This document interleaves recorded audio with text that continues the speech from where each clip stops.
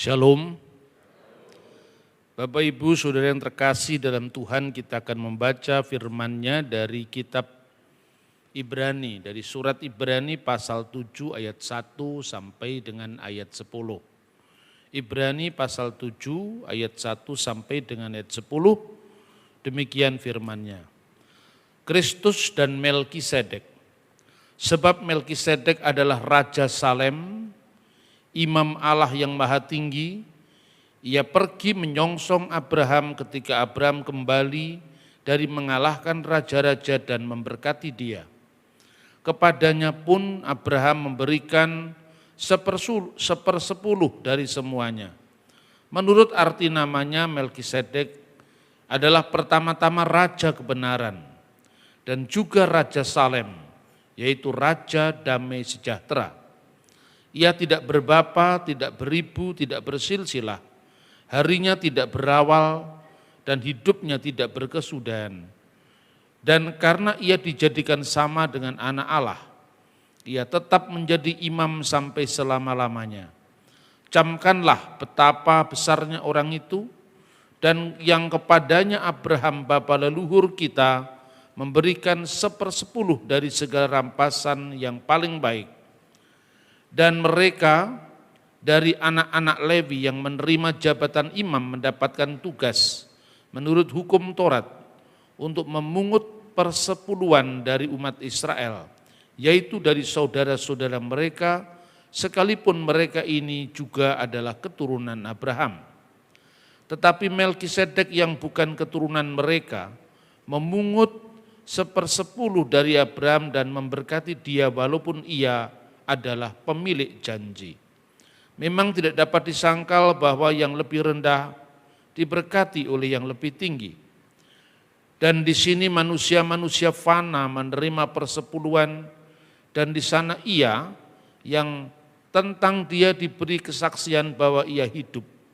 Maka dapatlah dikatakan bahwa dengan perantaraan Abraham dipungut juga 1/10 dari Lewi yang berhak menerima persepuluhan. Sebab ia masih berada dalam tubuh bapa leluhurnya ketika Melkisedek menyongsong bapa leluhurnya itu. Ayat 14, sebab telah diketahui semua orang bahwa Tuhan kita berasal dari suku Yehuda, dan mengenai suku itu Musa tidak pernah mengatakan suatu apapun tentang imam-imam.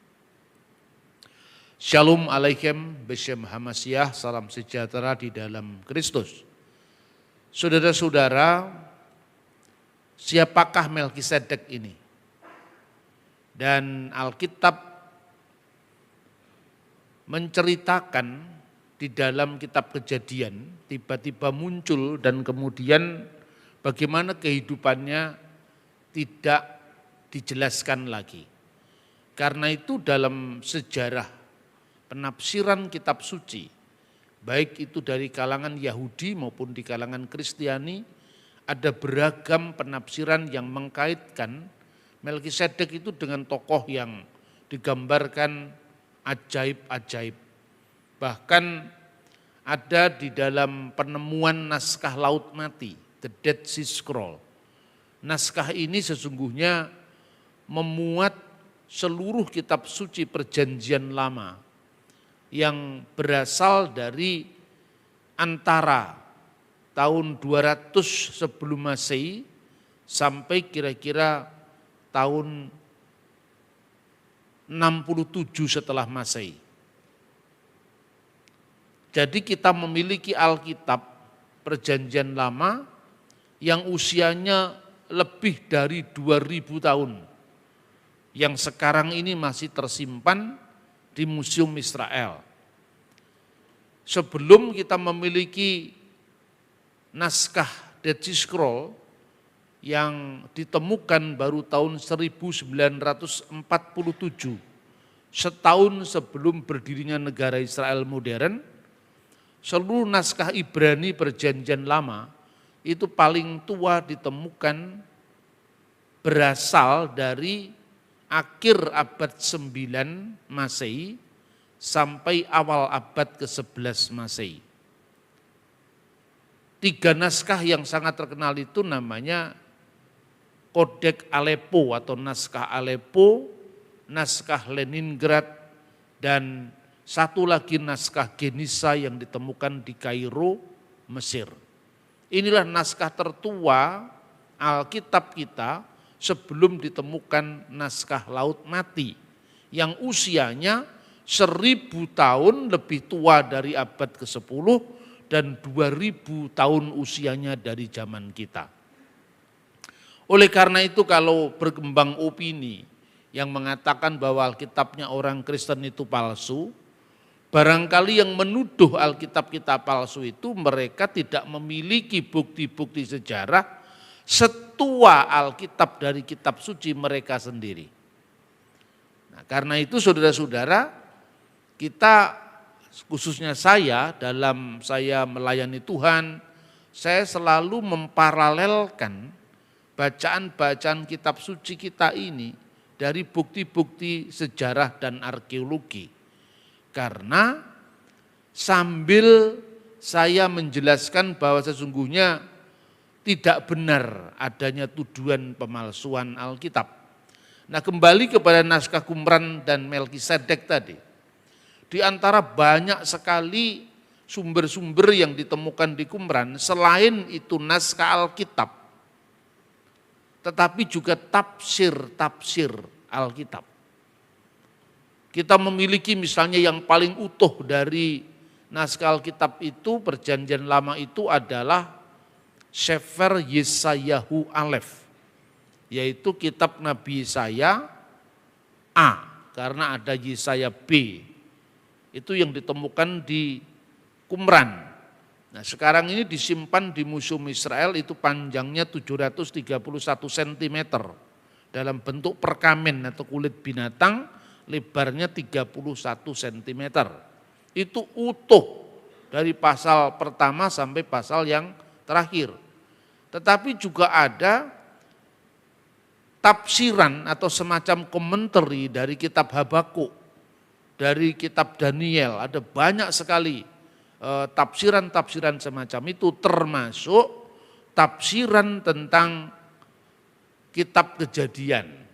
Nah, di sini ada penemuan di gua ke-11 Qumran, kode naskahnya 13. Makanya kalau Anda lihat buku-buku biblika yang membahas tentang naskah Laut Mati, biasanya kadang-kadang ada kode 11, misalnya Khi 13.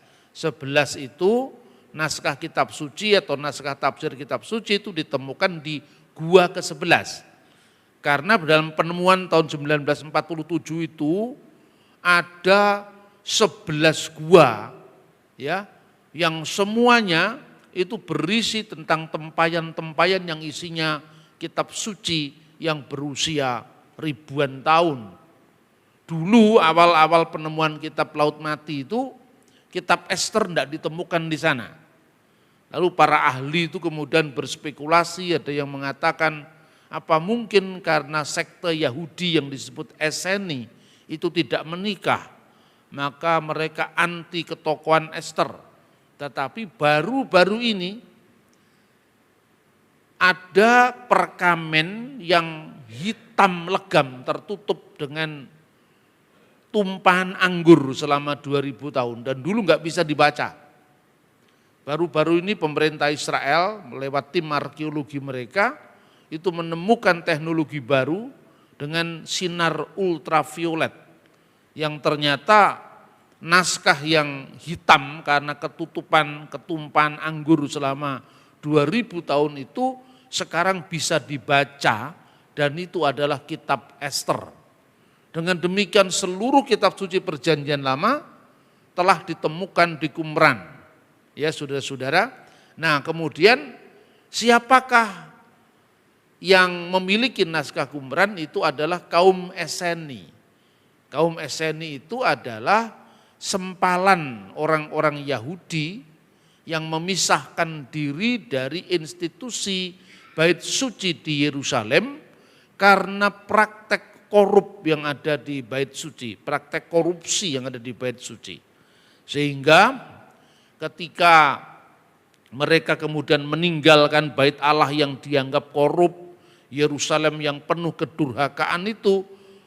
Seorang yang disebut guru kebenaran atau Moreh Hasedek mendirikan sendiri komunitas yang disebutnya komunitas Yahat, komunitas persekutuan atau komunitas Eseni, karena mereka mengaku diri sebagai OCH Torah, pelaku Taurat.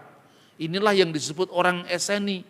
Nah, orang Eseni itu kadang-kadang tafsirannya berciri mistik, tidak selalu sejalan dengan iman Kristen. Tetapi kita tetap memiliki bukti apapun penafsiran orang Eseni tentang Alkitab, Alkitabnya sendiri utuh-utuh ada di sana. Nah, kita bisa melihat misalnya tafsiran yang agak aneh tentang Melkisedek itu, di mana Melkisedek itu di dalam naskah Qumran 11 Ki 13 tadi itu ditafsirkan sebagai penghulu malaikat. Nah, jadi tafsiran ini saya kira bertentangan dengan tafsir mainstream orang Yahudi. Penghulu malaikat itu dinamakan Melkisedek, raja kebenaran yang diperhadapkan dengan apa yang disebut Malki Resa, yaitu penghulu kejahatan yang disebut Belial. Nah, oleh karena itu semua apa yang disebut spekulasi tentang tokoh Melkisedek itu gara-gara apa? Gara-gara karena kitab Kejadian pasal 14 itu muncul ketemu dengan Abraham, tapi setelah itu tidak ada lagi riwayatnya Melkisedek itu. Nah, disinilah kemudian surat Ibrani mengembangkan sebuah refleksi tentang Melkisedek dibandingkan dengan tokoh Yesus Kristus. Nah, saudara-saudara, karena penafsiran itu tadi, maka perjanjian baru dalam hal ini komunitas Kristen itu menjelaskan siapa Melkisedek. Secara khusus adalah penulis surat Ibrani. Dan ayat 3 dari teks ini dianggap sulit, ya. Karena apa? Ia tidak berbapa, tidak beribu, tidak bersilsilah, harinya tidak berawal, hidupnya tidak berakhir. Dan karena ia dijadikan sama dengan anak Allah, ia tetap menjadi imam sampai selama-lamanya. Ada satu buku yang terbit sangat lama sekali, judulnya Dialog Masalah Ketuhanan Yesus. Itu dialog antara seorang kiai dari Madura, namanya Kiai Haji Bahauddin Mudari. Buku ini terkenal sekali pada waktu saya masih SMA, atau bahkan sampai sekarang mungkin diterbitkan oleh penerbit Kiblat, itu dijajakan di toko-toko buku pinggir jalan. Intinya itu dialog, sebetulnya bukan dialog gitu ya. Sebetulnya ya seperti percakapan biasa lah, karena tidak imbang antara sang kiai dengan seorang awam yang beragama Katolik, namanya Antonius Widuri. Lalu dalam dialog yang sudah cukup lama itu dikatakan, mengapa Yesus disebut Tuhan? Ya, dengan jawaban polosnya si Antonius ini mengatakan karena dia tidak berbapa, dia lahir secara ajaib dari perawan Maria. Lantaran ia tidak berbapa dia disebut Tuhan? Si Antonius menjawab, ya. Coba buka Ibrani pasal 7 ayat 3. Melkisedek tidak berbapa, tidak beribu, tidak bersilah, tidak bersilsilah. Bukankah ini lebih ajaib dari Yesus? Bingung dia. Kalau gitu kenapa tidak kamu jadikan Tuhan Melkisedek? Akhirnya singkat kata, si Katolik ini akhirnya masuk Islam. Kira-kira seperti itu. Makanya terus ada orang yang menyayangkan itu, terus ada yang nyanyi, Widuri, ku akan menyayangi, sayang sekali. Karena apa? Dia sendiri sebenarnya tidak siap untuk melakukan apa yang disebut percakapan teologis, karena dia awam sekali. Sementara Pak Kiai itu dengan modalnya dia banyak membaca berbagai macam terjemahan Alkitab, Dia lebih piawai dalam menyusun kata-kata. Nah, siapa sebenarnya Melkisedek yang sebenarnya? Pertama, harus diakui dari fakta Qumran tadi bahwa ada tafsir-tafsir yang mengkaitkan Melkisedek secara ajaib. Tapi bagaimana dengan dukungan dalam tanda kutip Ibrani pasal 7 ayat 3 tadi? Tidak berbapa, tidak beribu, tidak bersilsilah. Kalau saudara membaca Alkitab bahasa Indonesia, terjemahan bahasa Indonesia sehari-hari yang sekarang disebut terjemahan bahasa Indonesia masa kini. Ayat ini diterjemahkan, bapaknya tidak diketahui, ibunya tidak diketahui, juga silsilahnya tidak diketahui. Karena ini sebuah idiom, saudara-saudara. Idiom itu artinya ungkapan yang kadang-kadang ketika diterjemahkan dalam bahasa lain, itu mengalami semacam distorsi makna. Ya idiom itu contohnya ya. Saulus, Saulus, sukar bagimu menendang kegalah rangsang. Nah, itu ungkapannya zaman Alkitab, menendang kegalah rangsang itu apa artinya? Lalu di dalam terjemahan harafiah, terjemahan kata demi kata, yang diterjemahkan apa adanya.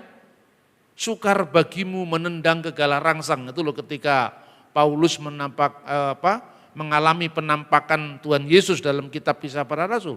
Tetapi kalau Anda membaca dalam terjemahan bahasa Indonesia sehari-hari, atau kalau dalam bahasa Inggris Good News English Version misalnya, itu diterjemahkan dalam bahasa Indonesia, Saulus, Saulus, mengapa engkau mempersulit dirimu sendiri dengan melawan penciptamu? Nah orang bingung, Alkitab kenapa kok beda-beda? Itu bukan beda, satunya terjemahan harafiah, kata demi kata, termasuk mempertahankan idiomnya. Satunya itu terjemahan dinamis. Terjemahan dinamis itu kalau di Lembaga Alkitab Indonesia, ya bahasa Indonesia sehari-hari itu bahasa Inggrisnya itu Dynamic Equivalent Translation. Jadi terjemahan dinamis yang mencari ekuivalen, paralel antara ungkapan yang dipakai di Israel kuno dan maknanya bagi kita. Kalau terjemahan harafiah itu apa adanya diterjemahkan. Ya saya bandingkan misalnya, kowe kuwi aja kaya ula marani gepuk coba. Terjemahkan dalam bahasa Inggris, kan orang Inggris nggak tahu kenapa tiba-tiba ada ular di situ. Padahal itu idiom, itu ungkapan. Ula marani gepuk itu artinya kamu jangan cari celaka gitu loh. Lah ungkapan sukar bagimu menendang kegalah rangsang itu kalau diterjemahkan dalam idiom Jawa kira-kira ojo kaya ula marani gepuk, mempersulit dirimu sendiri artinya.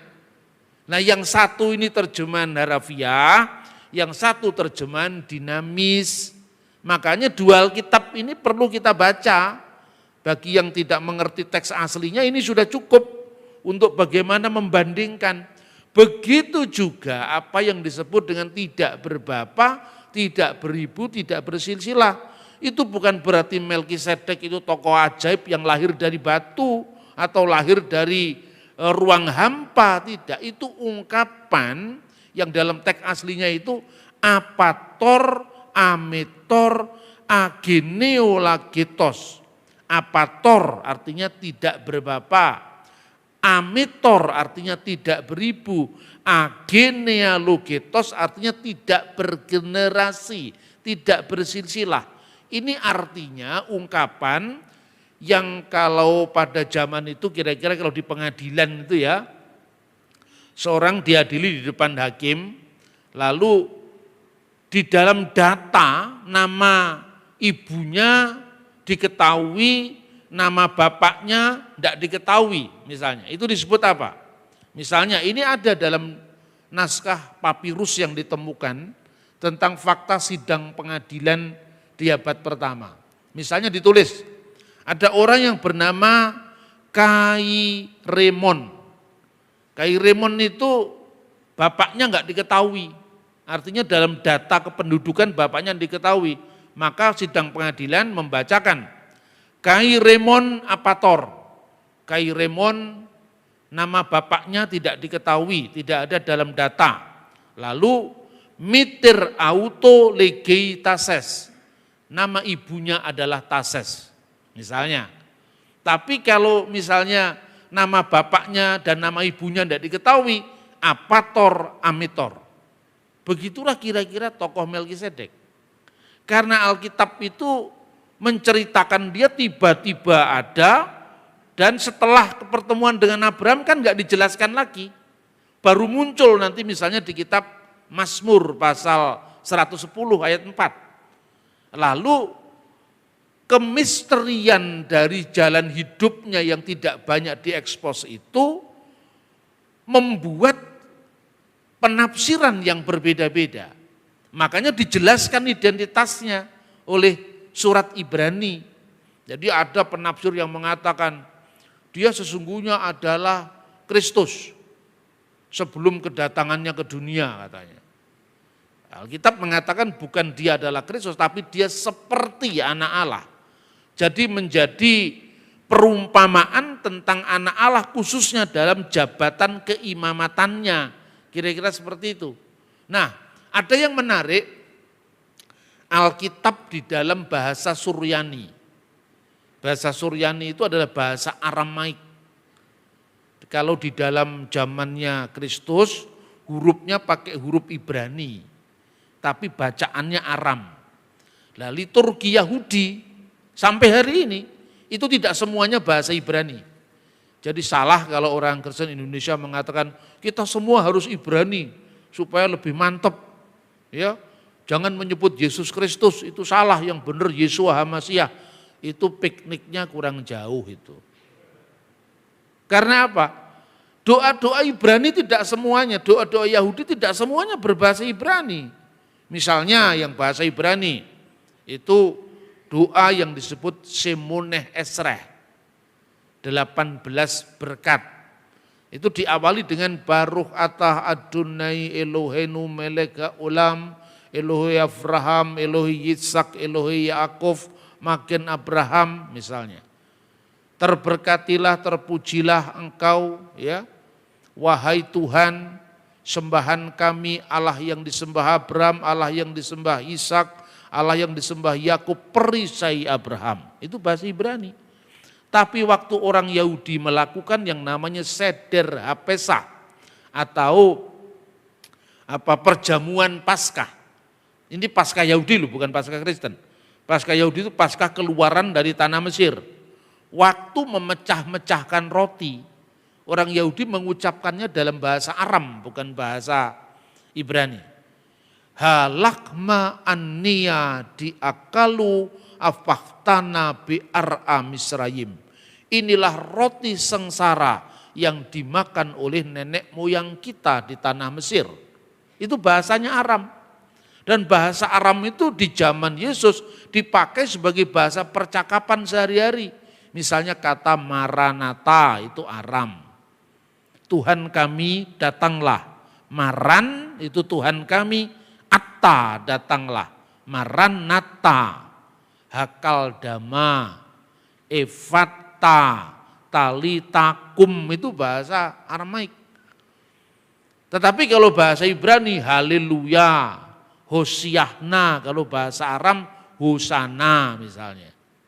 Jadi zaman Yesus itu ya bahasa Aram dipakai, bahasa Ibrani dipakai, kira-kira bahasa Ibrani itu bahasa klasik untuk pengajian Torah, kitab suci.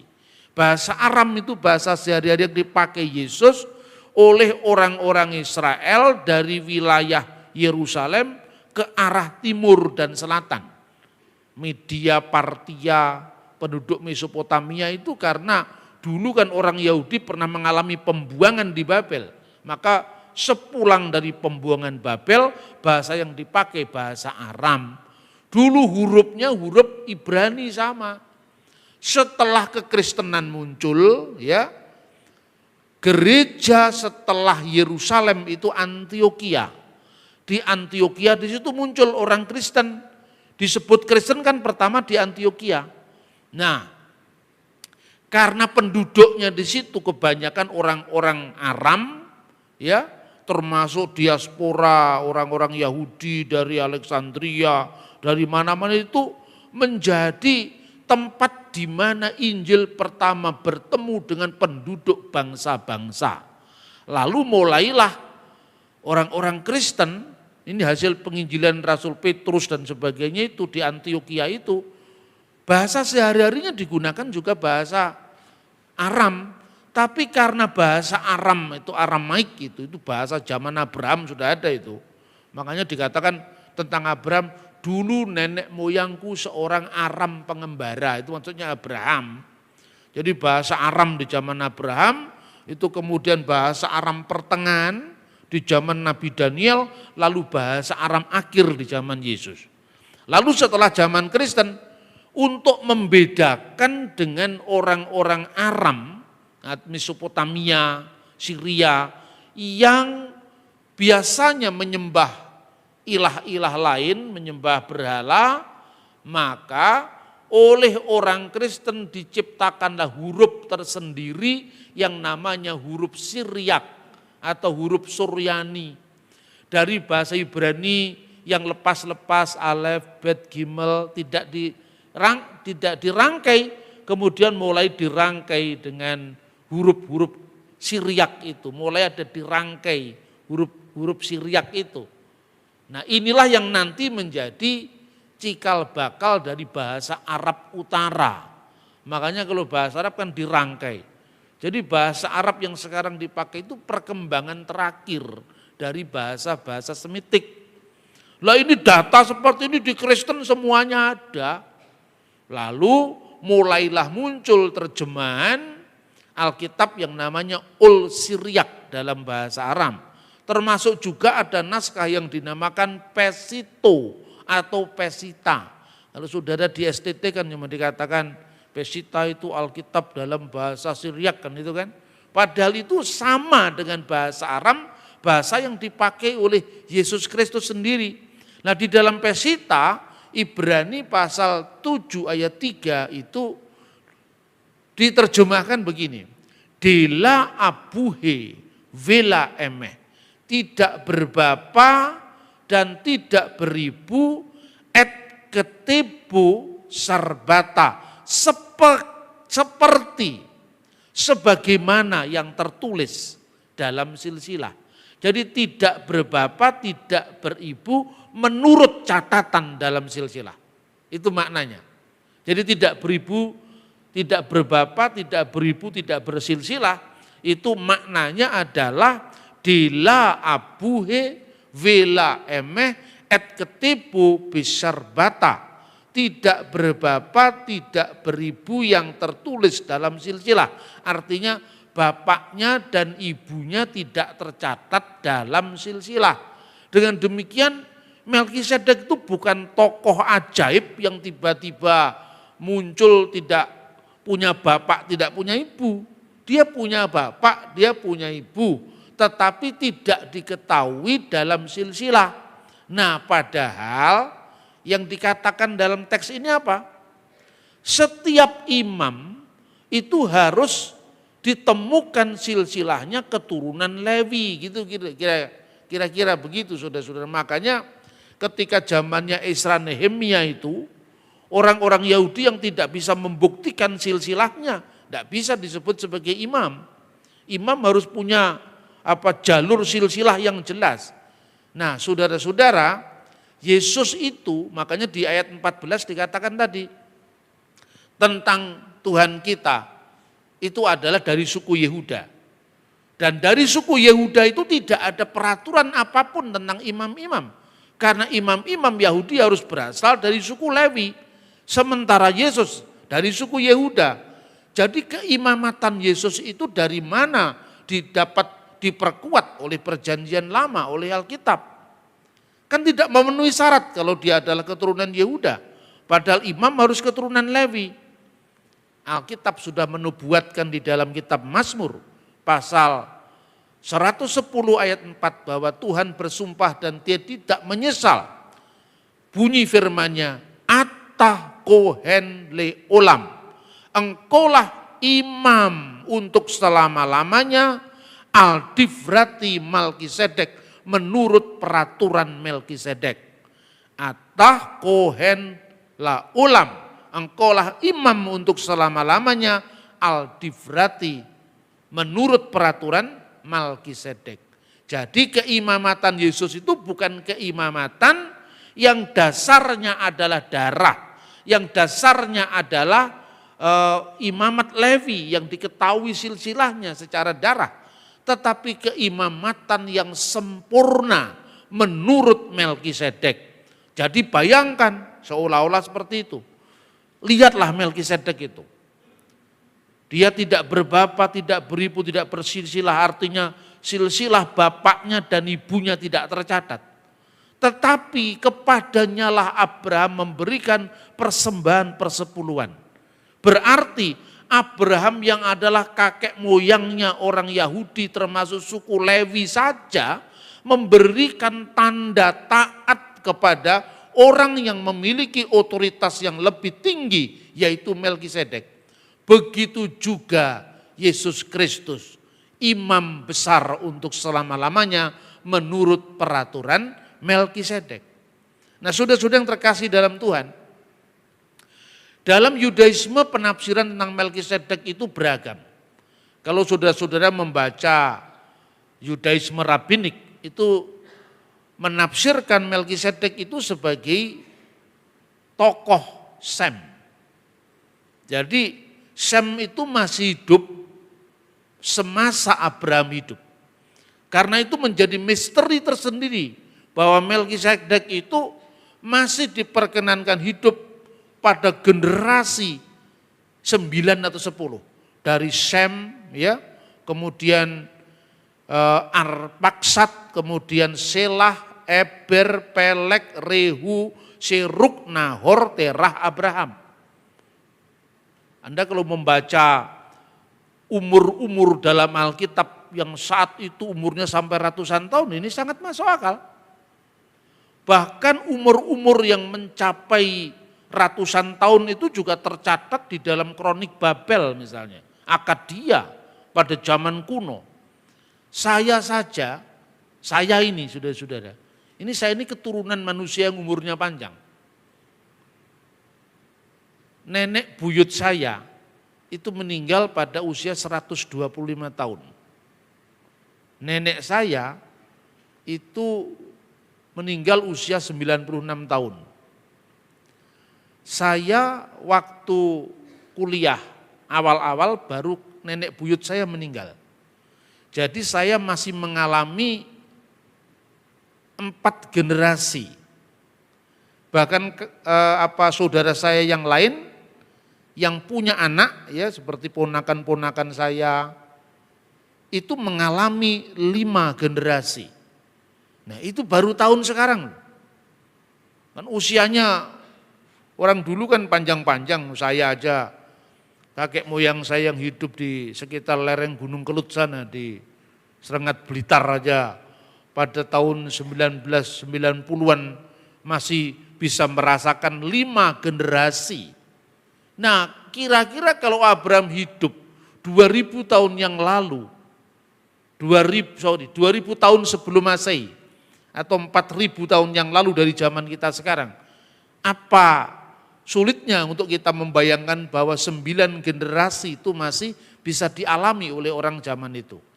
Nah, maka Melkisedek ini seolah-olah memberikan peneguhan kepada panggilan Abraham. Nah, kalau kita kembangkan dalam misalnya kita bandingkan dengan tafsir-tafsir Yahudi, siapakah Sem? Sem itulah yang menjadi cikal bakal dari imam pertama menurut hukum Nuh. Kira-kira seperti itu. Kan Nuh itu kemudian sebelum Musa diberikan hukum Taurat yang di dalam agama Yahudi itu dikenal dengan Misfot Moshe, atau lebih lengkapnya ini menurut tafsir Yahudi ya, di Alkitab tidak ada tafsir Yahudi itu Taryak Mitzvot Moshe, 613 hukum Musa. Itu diberlakukan bagi siapa? bagi orang Yahudi. Bagi orang bukan Yahudi diberlakukan apa namanya Sheva Mishvot Bini Noah. 7 hukum bagi anak-anak Nuh. Berlaku bagi siapa? Berlaku bagi segala bangsa. Makanya dalam studi ilmu agama-agama dikenal Semitic religion, yaitu agama-agama Semitik. Karena imam pertamanya adalah Sem yang tidak lain Imam Melkisedek. Ini kita bisa memperluas cakrawala kita. Makanya saya bandingkan antara gereja kuno, tafsiran Yahudi. Dan orang Yahudi memahami ini dalam traktat-traktat mereka ya, yang dikenal dengan Torah CBLP, Torah lisan. Melkisedek adalah imam pertama dari apa yang dikenal dengan hukum Nuh. Lah hukum Nuh itu terdiri dari 7. Diambil dari mana itu? Diambil dari Kejadian pasal 9. Di mana di sana kalau dikembangkan itu oleh orang Yahudi disebut 7 hukum. Yang pertama, Abudah Zarah, larangan menyembah ilah-ilah lain, ilah-ilah asing. Yang kedua, Kelilat Hashem, harus menghormati Tuhan, tidak boleh menista Tuhan, Kelilat Hashem. Ketiga, Gilui Arayot, tidak boleh melakukan imoralitas seksual. Gara-gara imoralitas seksual itulah salah satunya, maka air bah didatangkan. Zamannya Nuh. Kemudian berikutnya Gesel, tindakan kekerasan. Ya, termasuk kekerasan, pembunuhan, perampokan, itu hukum yang namanya Gesel. Kemudian Sefikut Damim, yaitu pertumpahan darah, pembunuhan. Kemudian yang berikut lagi adalah dilarang makan binatang yang masih ada nyawanya, artinya binatang yang dicekik. Ever Hakayim. Kemudian yang terakhir untuk menegakkan ke-6 aturan sebelumnya, itu dikenal apa yang disebut dinin, yaitu penyelenggaraan mahkamah yang adil. Sampai hari ini di Israel hukum itu masih berlaku. Kalau saudara-saudara pergi ke Israel, ya, di sana orang-orang Arab Islam yang menjadi warga negara Israel itu bersedia menandatangani kami mentaati hukum Nuh. Jadi orang Islam itu digolongkan dengan mentaati hukum Nuh. Loh, bukankah Islam tidak makan babi, Pak? Tidak makan babi kan sesuai dengan hukum Musa. Ya, tapi kan makan unta. Makan unta kan juga enggak boleh menurut Imamat pasal 11. Gitu. Jadi artinya Islam cuma minimalis saja yang dikatakan babi yang dilarang. Tapi unta boleh. Kristen ada 2 klasifikasi. Kalau Kristen dia keturunan Yahudi, hukum yang berlaku ya hukum Musa karena dia Kristen Yahudi. Maka yakin saya yang namanya Petrus, Andreas, ya itu tidak pernah makan babi. Tapi ya kalau orang-orang Kristen bukan Yahudi karena berlaku hukum Nuh, ya boleh, tidak ada masalah. Nah hukum itu masih dibagi-bagi lagi klasifikasinya karena membaca kitab suci itu ya tidak mudah lah. Ya mudah kalau Anda mau belajar dan tunduk pada pimpinan Roh Kudus. Hukum yang pertama bagi orang Yahudi namanya mispatim. Hukum yang bersifat universal. Segala bangsa, segala suku bangsa sama. Jangan membunuh, jangan mencuri, jangan berzina, jangan bersaksi dusta. Itu agama apapun kan sama kan. Lo yihye leha Elohim akhirim alpanai. Jangan ada ilah lain di hadapan hadiratku. Tapi kalau sekedar itu, jangan berzina, jangan membunuh. Tidak usah juga baca Alkitab di KUHP juga ada itu. Pembunuhan berencana 340, pembunuhan 338, perjinahan. Semua agama mengajarkan itu. Bahkan kalau Anda mendengarkan lagunya Bang Haji juga sama itu. Bila terbersit hatimu ingin berzina, itu nyanyian setan. Sama kan? Jadi artinya kalau sekedar berzina, Nyomai Rama juga tahu. Ini yang disebut hukum mispatim. Yang kedua yang dinamakan edot. Edot itu memorial law, hukum memori. Ini hanya berlaku untuk orang Israel. Misalnya, jangan makan daging bersama susu induknya. Itu hanya berlaku bagi Yahudi. Pesan di balik edot itu apa? Hukum memorial itu, jangan kamu menyerupai orang Kanaan. Karena memakan daging bersama induknya itu simbol Dewi Kesuburan orang Kanaan. Jadi supaya orang Israel, dia tidak menyerupai orang Kanaan khususnya pada waktu Eksodus itu. Nah, simbolnya seperti itu jangan kamu lakukan.